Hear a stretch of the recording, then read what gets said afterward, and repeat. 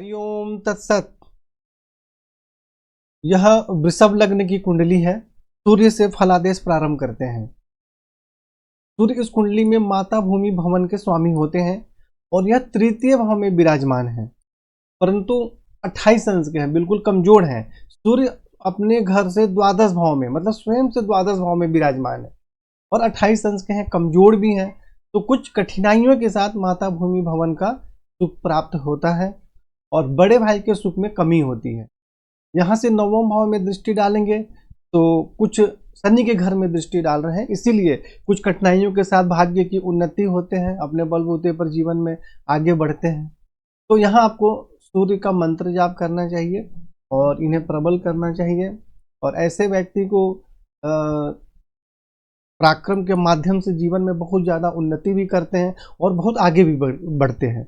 और सूर्य जो है किसी ग्रह से पीड़ित नहीं है। तो इनका मंत्र जाप करें, जल अर्पित करें ताकि आपको श्रेष्ठ लाभ प्राप्त हो सके। चंद्रमा इस कुंडली में तृतीय भाव के स्वामी हैं और ये अष्टम भाव में विराजमान हो गए। देखिए चंद्रमा जो है तृतीय पराक्रम और भाई बहन के स्वामी है और बिल्कुल कमजोर होकर अष्टम भाव में विराजमान हो गए और शनि के साथ विराजमान है। देखिए और इस पर केतु की दृष्टि भी है। तो अष्टम भाव जो होता है स्वास्थ्य एवं आयु का होता है। तो यहाँ जब चंद्रमा आकर तृतीय भाव के स्वामी शनि और केतु से पीड़ित हो गए तो स्वास्थ्य एवं आयु के संबंध में तो परेशानी होगी ही होगी, मानसिक परेशानी भी बहुत ज़्यादा होगी और भाई बहन के सुख में कमी एवं परेशानी होगी। भाई बहन होंगे तो उनसे मतभेद भी होगा और मानसिक परेशानी भी होगी। हालांकि यहाँ से चंद्रमा देख रहे हैं द्वितीय भाव में, तो कठिन परिश्रम के माध्यम से धन एवं कुटुंब का सामान्य सुख प्राप्त होगा, क्योंकि चंद्रमा तो खुद ही 28 अंश के हैं और बहुत ही कमजोर हैं और दूसरी बात शनि और केतु से पीड़ित भी हो गए हैं। तो यह जो है चंद्रमा और सूर्य हमारी कुंडली में इनका बहुत ज़्यादा महत्व होता है। इस बात को मैं कई बार बता चुका हूँ, हर वीडियो में भी बताता रहता हूँ। चंद्रमा चाहे कारक हो अकारक हो, इनको पीड़ित नहीं होना चाहिए। अगर पीड़ित हो जाते हैं तो जीवन की उन्नति में बहुत परेशानी भी होती है और व्यक्ति सही प्रकार से जीवन में उन्नति नहीं कर पाते हैं। इसलिए चंद्रमा का मंत्र जाप करना, सफेद चंदन का तिलक लगाना, महामृत्युंजय मंत्र का जाप करना आपके लिए बहुत आवश्यक है। इस बात पर आप विशेष ध्यान दें। मंगल इस कुंडली में सप्तम भाव के स्वामी हैं और द्वादश भाव के स्वामी है। सप्तम भाव पत्नी एवं वैवाहिक जीवन के स्वामी और द्वादश भाव विदेश के, जन्म स्थान के, दूर के, खर्च के, इन सब के स्वामी हैं। तो मंगल चतुर्थ भाव में देखिए विराजमान है, 13 अंश के हैं, बिल्कुल मजबूत है। तो ऐसे में माता भूमि भवन का सुख प्राप्त होता है और बाहरी स्थानों के संपर्क से जीवन में उन्नति होती है। विदेश के माध्यम से ऐसे व्यक्ति विदेश में रह भी सकते हैं या विदेश में कंपनी से या विदेश के माध्यम से भी सफलता प्राप्त होती है और माता भूमि भवन का भी सुख प्राप्त होता है। पत्नी वैवाहिक जीवन का सुख प्राप्त होता है और यहाँ से मंगल जब दृष्टि डाल रहे हैं स्वयं के घर में तो पत्नी एवं वैवाहिक जीवन का सुख भी प्राप्त होता है और मंगल स्वराशि में डाल रहे हैं तो इसलिए कोई ज़्यादा परेशानी नहीं करेंगे। परंतु एक बात और समझना चाहिए कि जैसे मंगल जो है एक उग्र स्वभाव के ग्रह है और अपने ही घर में दृष्टि डालेंगे तो और भी ज़्यादा इसका प्रभाव रहेगा। तो इसलिए थोड़ा मतभेद वगैरह भी हो सकता है, लेकिन जीवन साथी का सुख जो है लंबे समय तक होगा। और यहाँ से जब दसम भाव में दृष्टि डालेंगे तो पिता राज रोजगार के क्षेत्र में कठिनाई एवं परेशानियों का सामना करना पड़ता है और जब एकादश भाव में दृष्टि डालेंगे तो आमदनी के क्षेत्र में सफलता प्राप्त होती है। अब यहाँ इसको दूसरे तरीके से देखिए, मैंने मंगल का अकेले का फलादेश आपको बता दिया, लेकिन मंगल केतु के साथ विराजमान है और इस पर राहु की दृष्टि है। अब यहाँ क्या हो गया, चतुर्थ भाव में मंगल पीड़ित हो गए।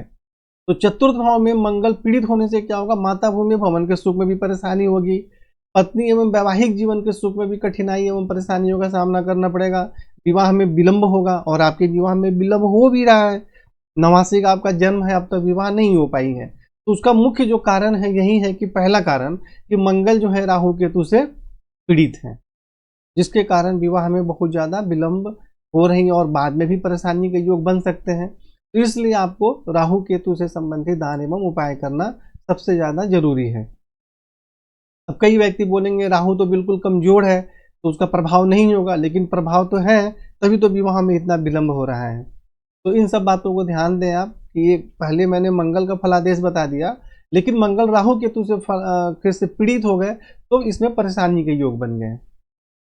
बुध जो है इसकी आपकी कुंडली में धन भाव के स्वामी है और पंचम भाव विद्या बुद्धि संतान के स्वामी है और बुध चतुर्थ भाव में विराजमान हो गए तो माता भूमि भवन का श्रेष्ठ सुख प्राप्त होता है, धन एवं कुटुंब का सुख प्राप्त होता है, धन का संग्रह होता है, विद्या बुद्धि संतान के क्षेत्र में सफलता प्राप्त होती है और दसम भाव की दृष्टि के कारण पिता राज रोजगार के क्षेत्र में सुख सम्मान एवं सफलता प्राप्त होती है। और ऐसे ही एक व्यक्ति यदि बुध से संबंधित कोई कार्य करे तो बहुत अच्छी सफलता प्राप्त होती है, जैसे अकाउंट्स वगैरह के और भी इससे संबंधित कार्य होते हैं जो कि मेरे वेबसाइट पर लिखा गया है, तो यह सब अगर कार्य करें तो इसमें बहुत अच्छी सफलता प्राप्त होती है।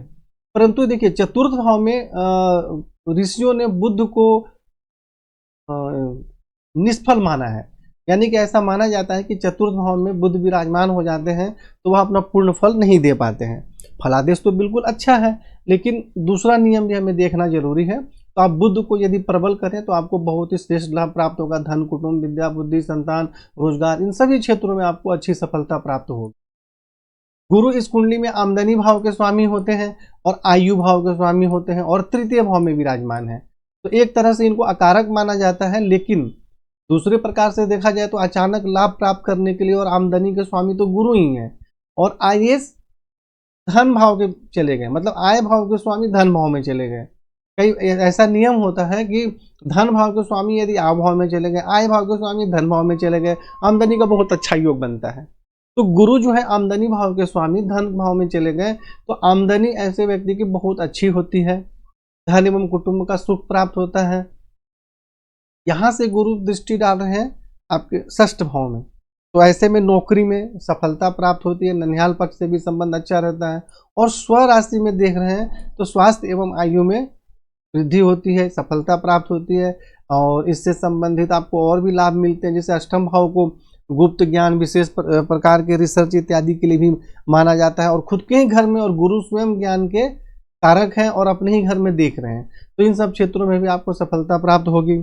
और यहाँ से गुरु दसम भाव में दृष्टि डाल रहे हैं तो कुछ सामान्य कठिनाइयों के साथ पिता राज रोजगार के क्षेत्र में सफलता प्राप्त होती है और ऐसे व्यक्ति गुरु ग्रह से भी संबंधित अगर कार्य करते हैं तो बहुत अच्छी सफलता प्राप्त होती है।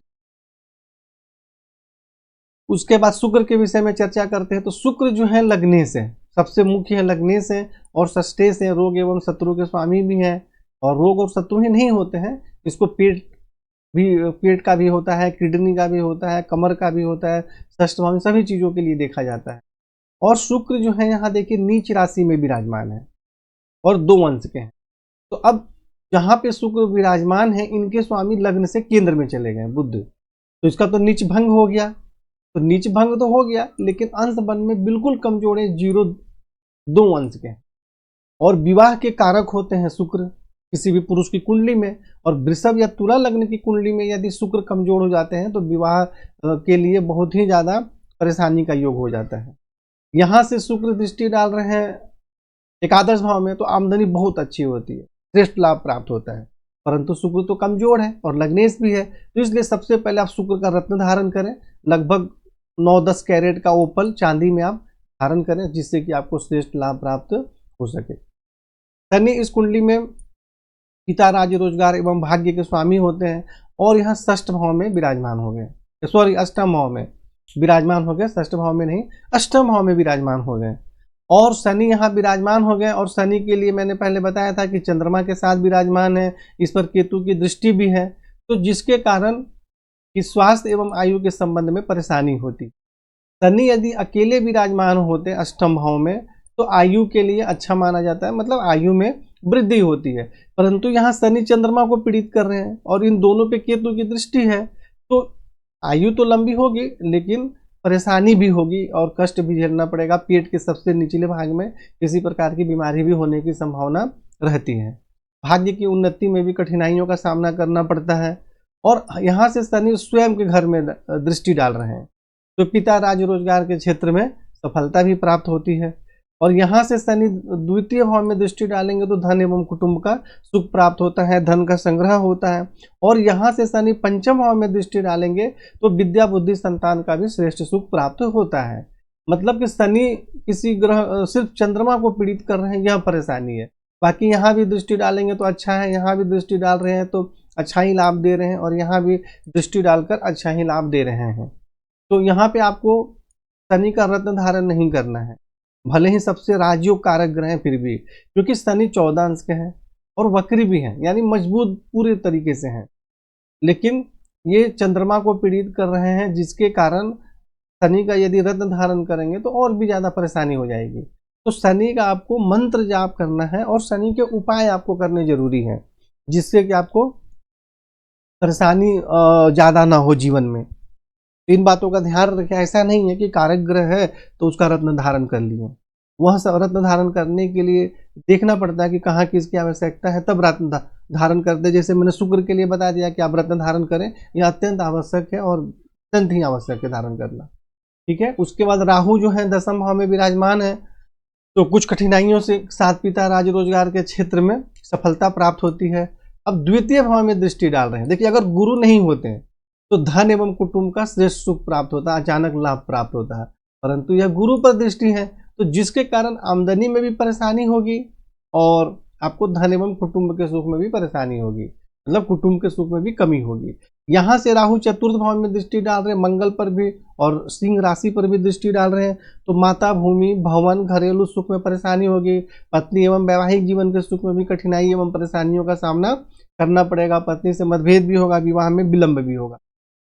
और यहाँ से राहु दृष्टि डाल रहे हैं षष्ठ भाव में, तो शत्रु पक्ष पर प्रबल प्रभाव रहता है, उन पर विजय प्राप्त होती है और नौकरी में भी अच्छी सफलता प्राप्त। तो आपको राहु से संबंधित दान एवं उपाय करना अत्यंत आवश्यक है, क्योंकि आपके जीवन में परेशानी का सबसे मुख्य कारण है राहु, इस बात का ध्यान रखें। केतु चतुर्थ भाव में विराजमान है, तो माता, भूमि, भवन के सुख में कठिनाई एवं परेशानी होती है और ऐसे व्यक्ति को मातृभूमि का वियोग सहना पड़ता है, यानी अपनी मातृभूमि से दूर जाकर निवास करना पड़ता है।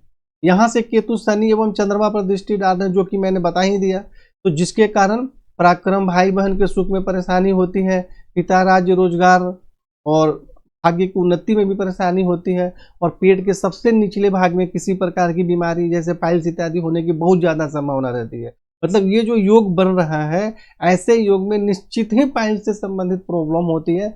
आप आज नहीं तो कल कभी न कभी होगा जरूर, इस बात का ध्यान रखें। इसलिए उससे बचने के जो भी साधन हैं, उनका खान पान, अपने सारी चीजों पर कंट्रोल करें। 10वें भाव में दृष्टि डालेंगे तो पिता, राज, रोजगार के क्षेत्र में कठिनाई एवं परेशानी होती है, और 12वें भाव में दृष्टि डालते हैं तो बाहरी स्थानों के संपर्क से कुछ कठिनाइयों के साथ सफलता प्राप्त होती है। और जब केतु का अंतरदशा या प्रत्यंतर दशा इत्यादि होंगे, तो उस समय जैसे पैर वगैरह में चोट लगने की संभावना, नींद सही से नहीं आना, ये सब भी परेशानी हो सकती है। तो राहु केतु से संबंधित आपको दान एवं उपाय करना अत्यंत आवश्यक है। बात को आप समझ ही गए होंगे पूरे फलादेश के बाद, और आपकी कुंडली में संपूर्ण फलादेश विस्तार से बताए गए हैं, उपाय भी बताए गए हैं और आपको फोन के माध्यम से भी समझाए गए हैं। तो इस प्रकार आप उपाय करें और जीवन में आगे बढ़ें। और यदि आपको कोई भी समस्या हो तो आप कभी भी मुझे फोन कर सकते हैं। हरिओम तत्सत।